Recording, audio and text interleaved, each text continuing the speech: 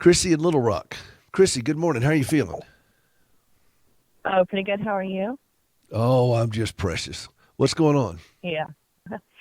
Well, I just wanted to agree with what you said about the creating boundaries with one of the other callers because I've definitely had to experience that. I am married to a man who is born with a backwards heart, like his condition's called transposition of the great vessels. So everything's all switched around in there. And when we met, he ended up shortly thereafter having a open heart surgery, and he's had another since and has a pacemaker. He's got lots of things going on, but currently just on the transplant list, well, not on the transplant list, sorry, he's in a transplant care, but he's also a very functional human being. Like he walks around, you would never really know that there was anything going on with him if he didn't tell you or whatever. So it's kind of an interesting situation as a caregiver because I'm not necessarily caring for him like some people who have a debilitated person that they, have to do everything for or any of that. But it's definitely created, his life it has its stresses, it has ups and downs, it has all of those things that we walk through. But this, of course, is its own animal and it has all of its own. And I think, the thing that I've learned the most is just like you were saying, that he has a God and he is accountable to that God. And he's got a savior and you're not that savior. And you know what? Here's the deal. And by the way, this is not the first time I've heard about this. I've got a very close friend of ours who has the same condition. Mm-hmm. And, I think but that's such a metaphor for who we are as human beings. I think we're all born with backwards hearts.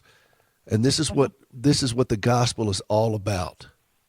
And he is physically dealing with what he physically deals with is a beautiful metaphor of what all of us deal with spiritually. And that God is working in these things. And right now, this is an opportunity for you to look at your heart. What is God working in your heart? You didn't do this to your husband. You can't undo it. But what you can do is deal with your stuff right now. Mm-hmm. And how you respond to him in this journey, how you deal with this is that's where you have the walk. And as long as you say, okay, Lord, this isn't mine to fix. You have no power over this. Mm-hmm. But you do have power over how you act around him, how you feel, whether you're feeling obligated. One of the things I talk about with caregivers is we feel obligated all the time. And then that obligation leads to resentment. It doesn't take very long either. And here's how you know if you're struggling with obligation is you're saying things like, I need to, I have to, I should be, I must, all those kind of things. Well, you're not obligated to this. You're a steward. You're there to be a helper. You love this man, but you didn't do this to him, and you can't undo it. And so your role changes once you understand that concept, and you can learn to live a little bit more peacefully with this, however this thing plays out. And it weighs heavy on you. Because the valley of the shadow of death for us as caregivers sometimes can feel like a very, very long valley. Am I close to the mark with this? Yeah, I definitely agree with everything you said. And by the grace of God, I've learned those lessons. Like you were mentioning that the people calling me have made some of the same mistakes, or maybe not all of them. I've definitely gone through several of them. But at this point, I've just learned that this is his situation to deal with, and it's not that I won't be here for him and I won't support him in anything that I can, but I'm also, going to care for myself and my son, and, we have a son. Your son, so we're a family. Yes, all the above. You and your son, and this is, you're right, this is his situation. You be supportive. You reflect the gospel, but understand that he has a journey to walk. Look down at your hands. I say this so often. Look down at your hands. If you don't see nail prints, this is yours to fix. Okay? Chrissy, keep listening to the show. Keep engaging like this, because this is how we do it. It's not a one and done. It's constantly reminding ourselves of these things. This is Hope for the Caregiver. This is Peter Rosenberger. We'll be right back.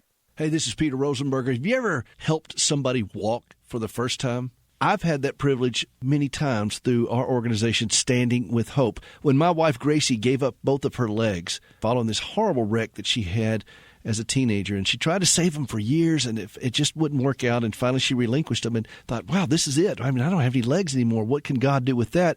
And then she had this vision for using prosthetic limbs as a means of sharing the gospel, to put legs on her fellow amputees, and that's what we've been doing now since 2005 with Standing with Hope. We work in the West African country of Ghana, and you can be a part of that through supplies, through supporting team members, through supporting the work that we're doing over there. You could designate a limb. There's all kinds of ways that you could be a part of giving the gift that keeps on walking at standingwithhope.com. Would you take a moment to go out to standingwithhope.com and see how you can give? They go walking and leaping and praising God. You can be a part of that at standingwithhope.com.